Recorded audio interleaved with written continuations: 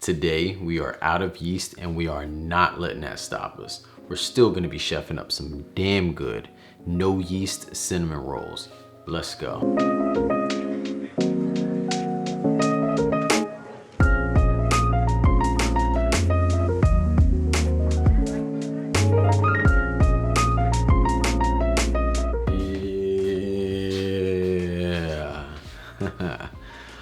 Welcome and welcome back.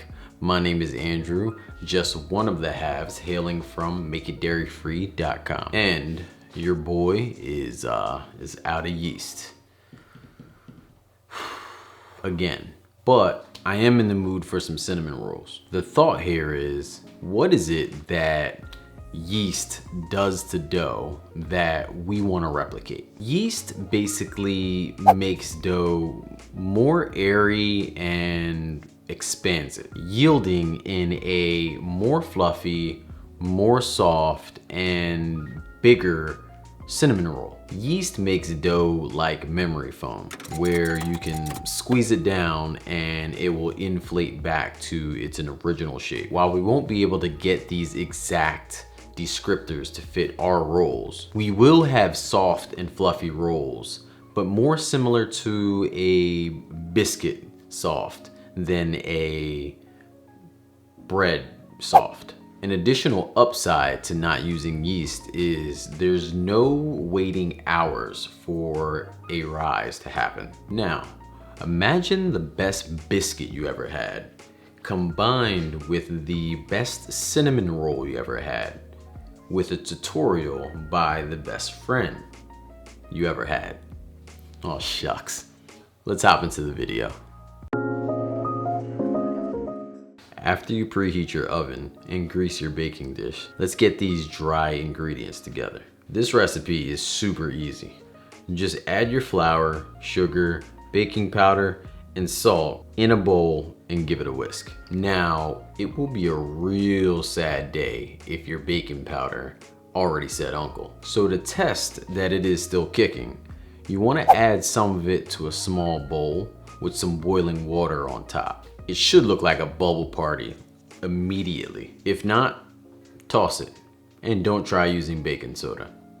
It's not the same thing. Next, get all your wet stuff into the bowl. To make things easier, if your butter is melted but not warm or hot, just add it into the milk, then add the vinegar and pour everything together at once. If not, you could just add your milk and your vinegar in to the same exact cup, pour that into the bowl first, and mix your batter. Your dough will start to come together, but it will be slightly dry. Here's where you will add in your butter, and you could either mix it in and or knead it into the dough. Get the dough out onto a floured surface and knead it for about a minute. Use flour to help the dough not be overly sticky. Roll the dough out into your best possible rectangle. I say that because even mine isn't that perfect, but I don't care, still tastes good.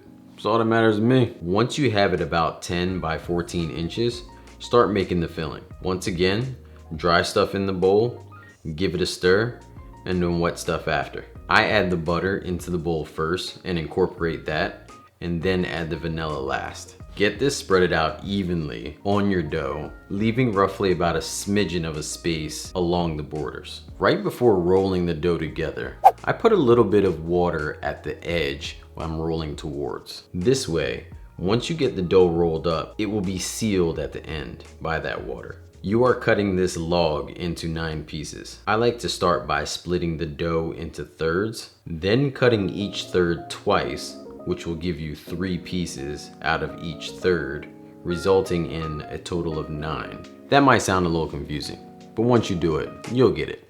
Organize these into the pan with a little space and escort them into the oven.